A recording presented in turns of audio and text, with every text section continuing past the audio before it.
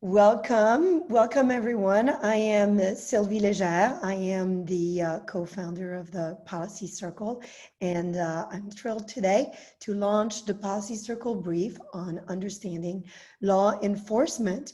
We are joined by people from all over the country, and I will be featuring three guests who are experts in the field. I'm really thrilled to welcome Sofia Rosales-Scantena from Fort Wayne, Indiana, Dr. Karen Bartuch from Chicago, and Toni McIlwain from Detroit. So thank you, ladies, for joining me today, and very excited to have this conversation. And but before we start the panel, I'd like to show you a video. We are bombarded every day with a lot of information from the media, and it's always really hard to get a full picture. So I'd like to show you all a video of in the context of what is happening. Minneapolis on fire. This is getting serious. Oh my goodness. You watch the TV news. We got a little bit of a fire breaking out to the left here. And you're like, oh my goodness, all the protests are riots. Vandalizing. Fires have been started. Things got out of control. And we're not going to pay attention to the protesters in a city that has been racked by this violence. We're marching peacefully and chanting names. The press is driven by eyeballs and attention and clicks and advertising and passion and raising the anxiety of viewers. Dramatic images are money. They keep eyeballs on the screen, so they will constantly show action. You need to understand the limitations of those visuals. Just consuming the news right now in the next 5 days is not going to give you a good understanding as to why this is happening.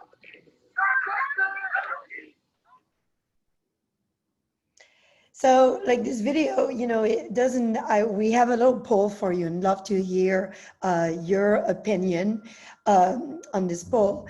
So here it is. How long do you think that it takes for a viewer to develop an opinion while watching a video clip? So take a few moments to answer our poll here.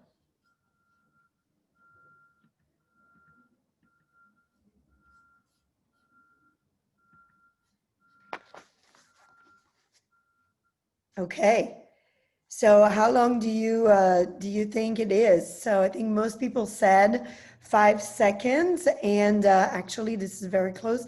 Actually, it takes 7 seconds for a person to develop an opinion on something. So we developed the social media and the snippets. Social media snippets, headlines don't offer a full context, and we form an opinion really quickly. We come up with conclusion really quickly, and that's why that's what the Policy Circle is about. Actually, it's taking a few step backs and understanding fully the topic of an issue. When you unpack policy, what you find is actually you find community. And when it comes to law enforcement, there's a lot of confusion around what is the role of law enforcement, how do they work, how does it work, what needs to be improved, and that is the purpose of developing this brief and having this discussion today. We're about presenting kind of fact-based information. So today I'd like to introduce Dr. Bartuch. We're going to hear from several people. Karen Bartuch has been a cop for 10 years in Chicago. You worked in several roles.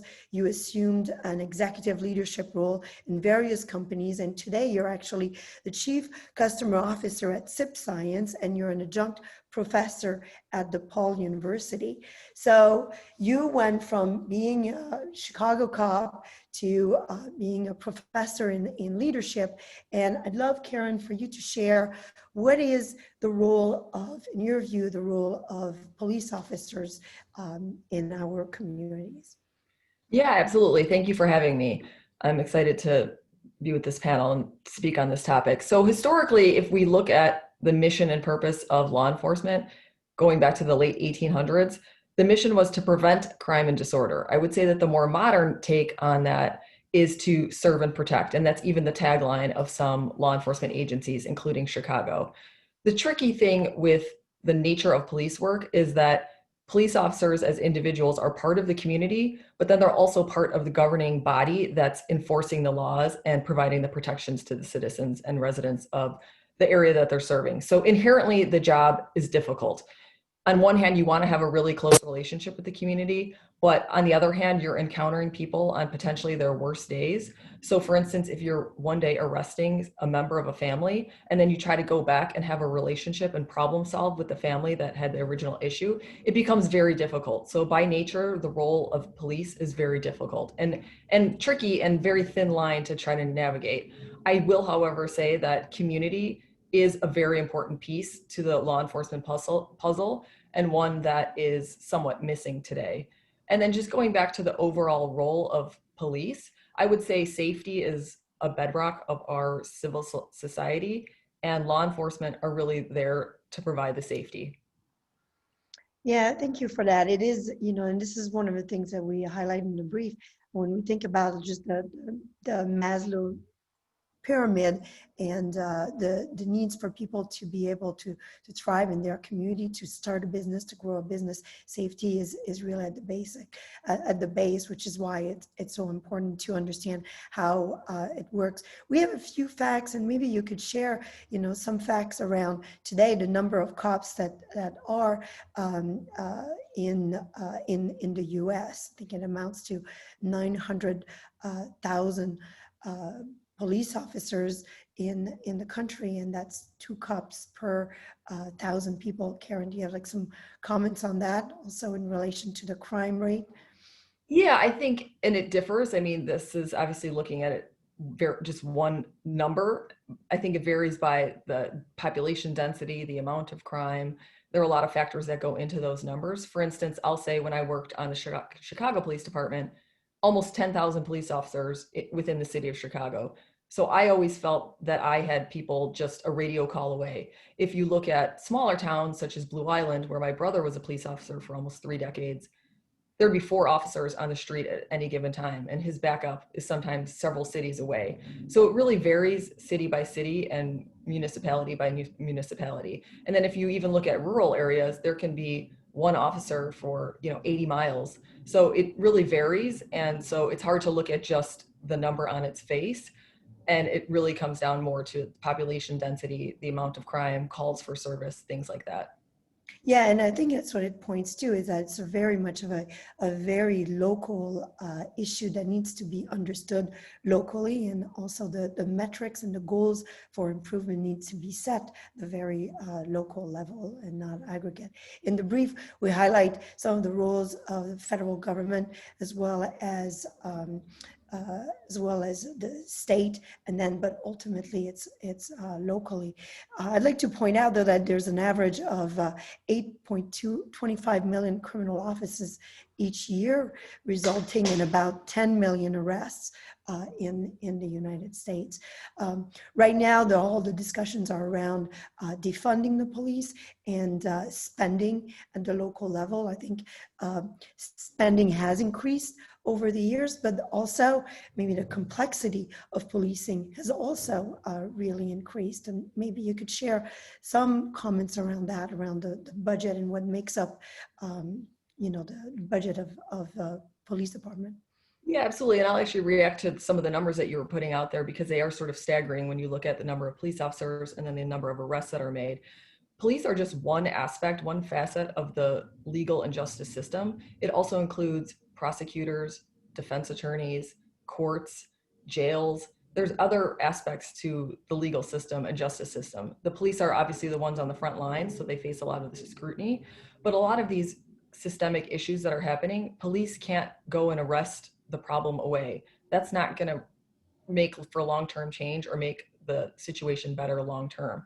So they're just one facet of what's happening. And I think things like looking at state's attorneys and the number of crimes that are prosecuted and sentences and things like that are also something that need to be looked at when looking at the police, because they're just one facet of a very large system of organizations dedicated to justice. Yeah, thank you. And Karen, can you talk a little bit about just the data gathering? You know, there was a lot of discussions, a lot of articles around shootings, deaths, and from the police, um, just crimes in general. I think in 2019, there were 999 police shootings. And I'd just like to hear, like, the data collection is so, and it is hard to gather and also very hard to interpret. And I'd love your input on that. Yeah, absolutely. And it always requires thoughtful analysis and context to the numbers because the numbers themselves don't necessarily tell the full story.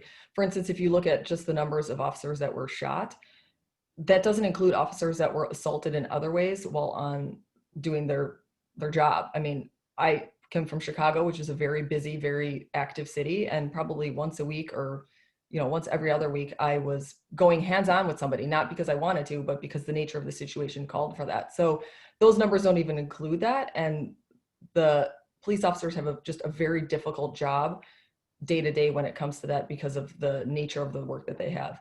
And so it's tough to look at some of those numbers without having a little bit more context to it.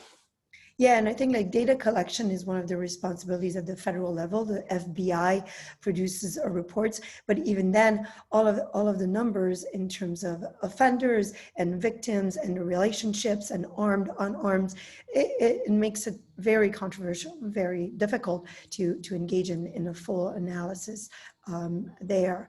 Um, I'd like to maybe share a little bit about why we decided to create this brief. Originally, as an organization, we wanted to focus and inform people on criminal justice reform, and one of the early in the year, I was like, how can we talk about criminal justice reform when really I feel like communities need to be equipped to engage locally with their departments to understand how it functions. And that's really the purpose of this brief, is to give everyone the language to interact and understand what are the areas of change. I know, Karen, in the brief we highlight here some of the areas for change. One is accountability, the role of the unions and the collective bargaining. There's qualified immunity that police have that may be in question. There's also budget, and there's a lot of discussion around the budget, which includes technology, coordination across departments, and then there's community policing. Before we go there, Karen, love to hear from you. The accountability piece, I know, and the training, I know that's an area that you've looked at and you have a lot of thoughts and experience there. Yeah, absolutely. I think training is definitely an area of opportunity for law enforcement. So personally, while I was on the job, I responded to an active shooter situation and found myself undertrained and underprepared, even though I had been on the job for 5 years at the time. And so I started an organization that brought training to female law enforcement and then expanded beyond females as well. But if you look at Chicago, they provide 50 rounds of ammunition annually for police officers to get trained. And so it comes down to our job efficacy. How confident do we feel in our ability to do our job? And the reality is, if we don't have training on the law, if we don't have training on use of force, if we don't have training on the weapons and tools available to us, that lowers our confidence. And then I feel like that leads to, in many cases, escalation of situations because officers aren't fully trained to do their job in the way that, and I'm not saying all officers, but this has come up often where if they're not fully trained, it leads to escalation right away. And so the training mitigates some of that, and they can find other solutions to situations that don't always result in a use of force. I think police officers need to be critical thinkers. I think they need to be problem solvers. And some of that training and mindset need to come into the more modern police officer. Yeah, and again, that piece of training is part of the budget, as well as the technology to gather the right data and also to, as I said before, like to coordinate with other departments. Well, thank you so much for outlining kind of this current picture of law enforcement. Clearly, one recent Gallup poll found that 58% of all Americans said that major changes needed in police police reform, 88% of Black Americans, 82% of Asian Americans, and 63% of Hispanics also felt there's a change that needs to be done. So I invite everyone to really look at the brief and kind of engage with your law enforcement officers, in your community to understand better what needs to be changed in your own community. So we need to find like solutions locally, and I would love to kind of share a short video here and focus our attention on community policing. There's a perspective here from NYPD Sergeant Edward Raymond that explained his view on balancing law enforcement and community. So. See, folks who are so cynical about law enforcement that they wouldn't want cops who live there patrolling, I get the source of their cynicism, but the reality is, we have over 300 million people who live in the United States. We have to find that synergy between cops and community. We have to find it. We have to create it. We need it. It's essential.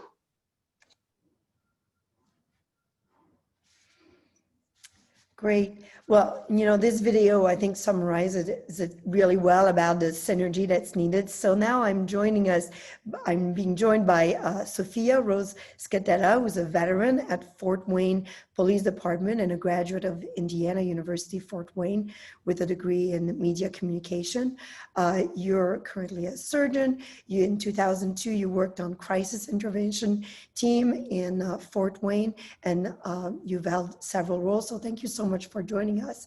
Also, Toni McIlwain is the founder of McIlwain Consulting Services and the Ravendale Community Center, which is an organization that is part of a network of organization that's part of the Woodson Center.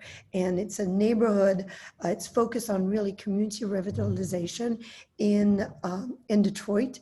And your center offers family counseling, guidance for at-risk youth, neighborhood improvement, and you also were instrumental in building bridges and relationship with the local law enforcement. So thank you both for joining me. And just Taylor, if you could bring us kind of in a spotlight, that would be great.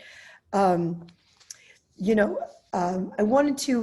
going to have a bit of a discussion here. So Toni, tell me where you started to revitalize the Ravendale. You created block clubs, you matched blocks with suburban churches for different projects. Love for you to tell us about that.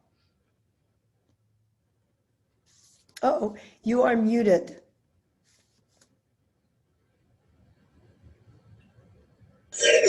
Sorry. Great. It actually started with, I was walking down the street and to put a letter in the mailbox, and I noticed there was a lady in her yard just planting these flowers. And I said to her, "Hi, my name is Toni McIlwain. Those are some gorgeous flowers." She said, "Lady, didn't nobody ask you your name?"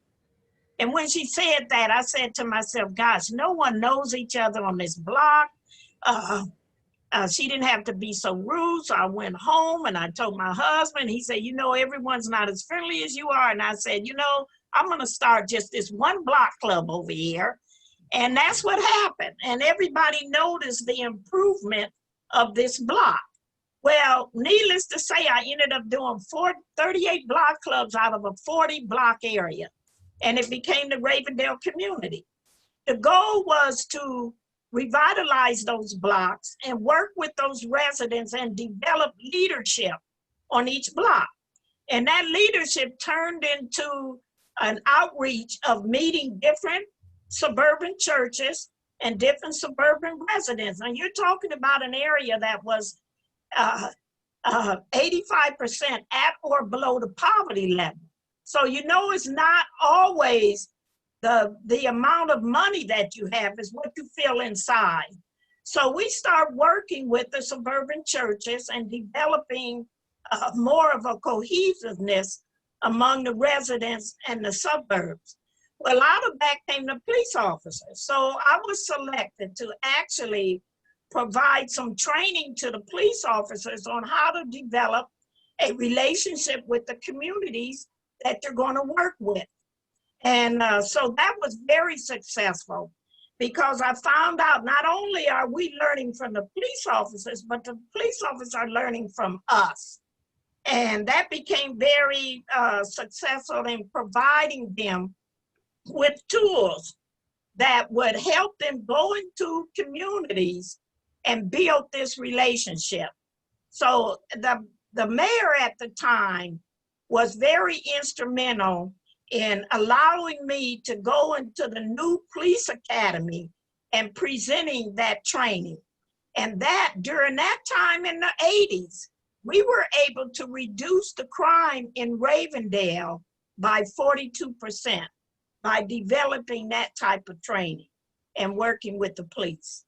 And maybe you can give us, one example of, the kind of training that you did. Like, were you trained on?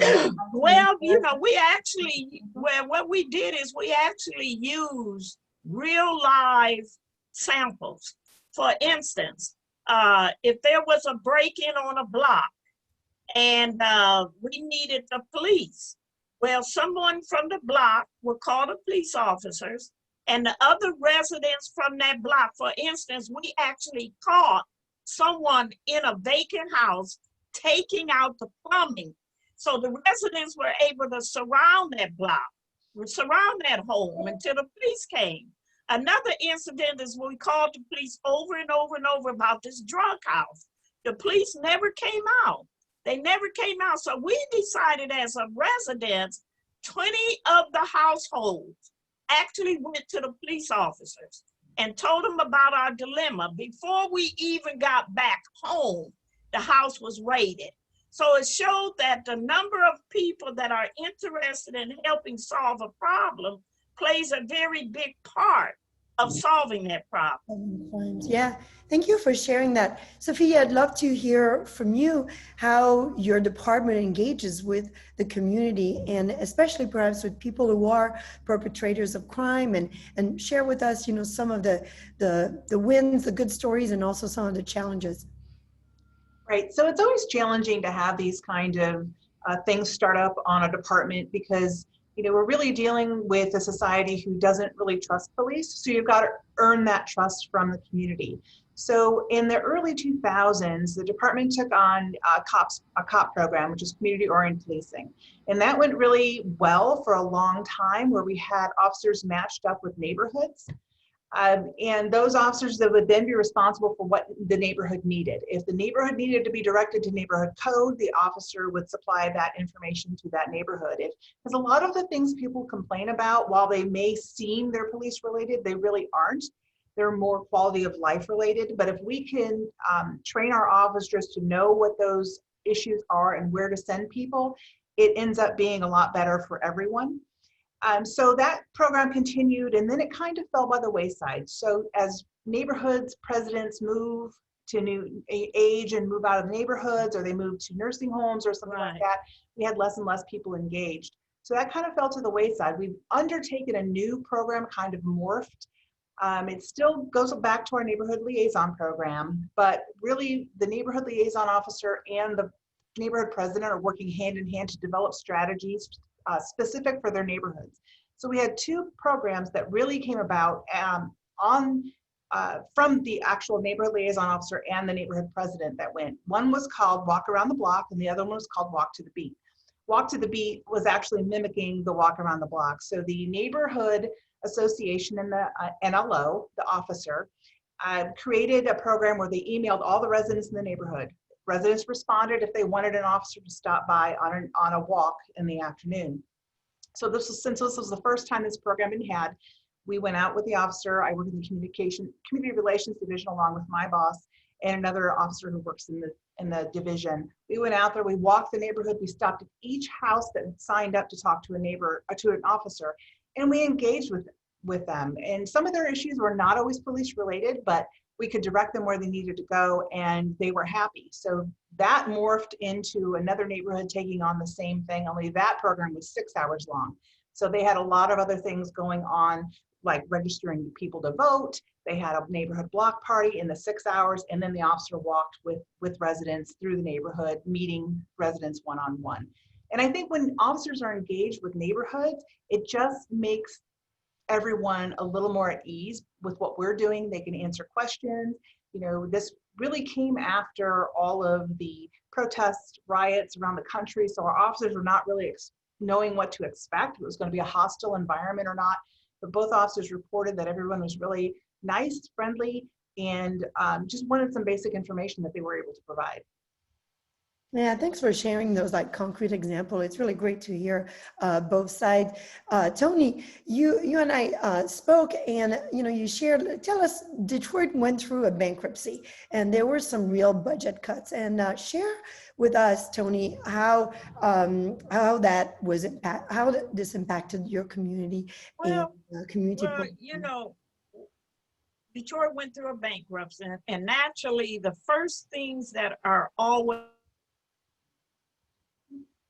cut are community related, and we were already short on police officers, so the police officers was actually put in different areas of the city of Detroit, and therefore left the community without police officers. And so when trouble arose, what were we to do? And the saddest thing is people have to feel, they have to have their dignity affirmed. It doesn't matter who you are, is you have to have your dignity affirmed. Therefore, if the budget is cut, life issues like this abandoned home next door, lady have too many dogs running around, not enough trash picked up, that becomes a part of that community. And when that becomes a part of the community, the residents feel that they're left out of this circle. They feel that they're put on the wayside. So their dignity or how they feel is not affirmed. And what happens is those that, let's say the ones that are not playing a part of the solution become a part of the problem. And they're right with those people that want to make it better. And so you have a group of undesirables moving into a community that is not getting any attention from the police because of the budget cut. And rightfully so on the city side, because the budget cut really causes a problem with the residents. The community is always left out, always.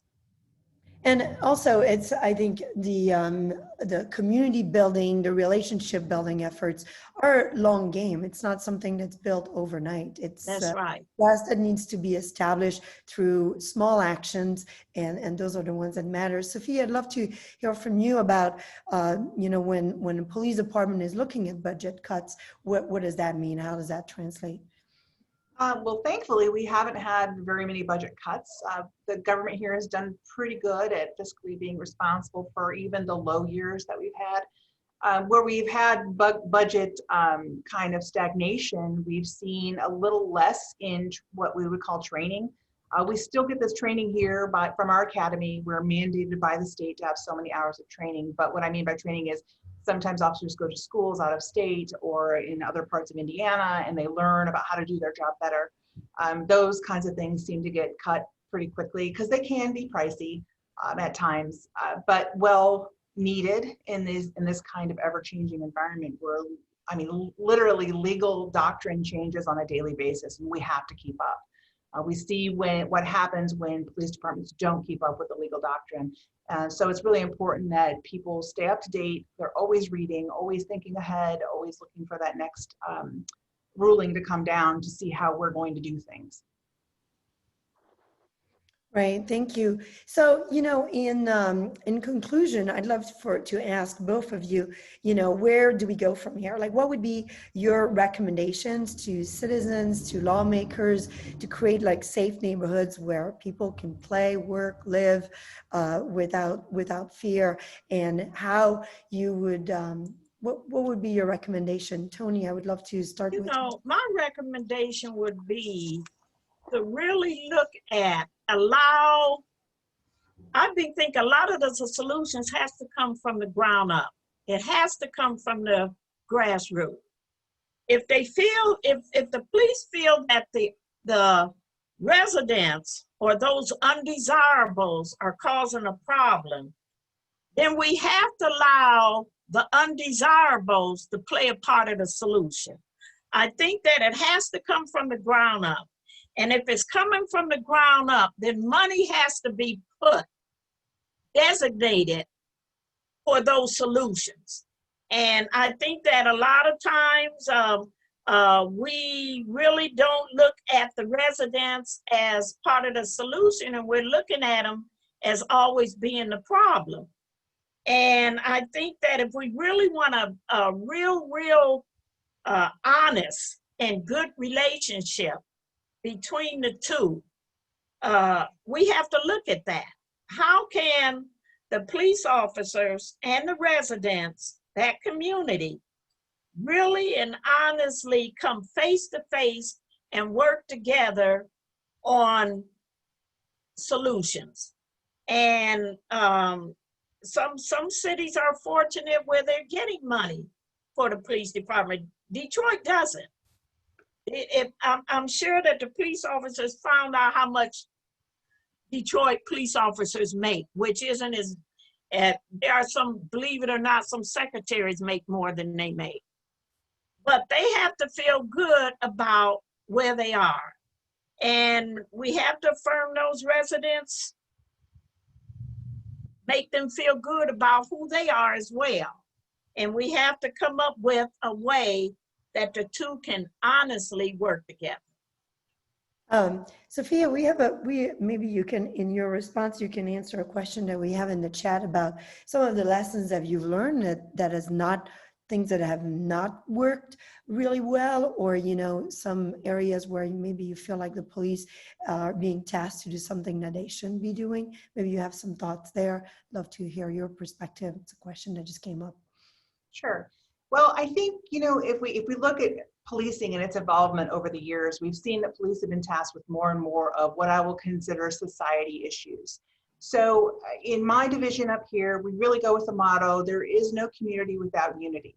So it's not an us versus them problem. This is a community problem, and we're only going to solve these issues with community problems by collaborative efforts. So it can't just be coming from one group and telling another person.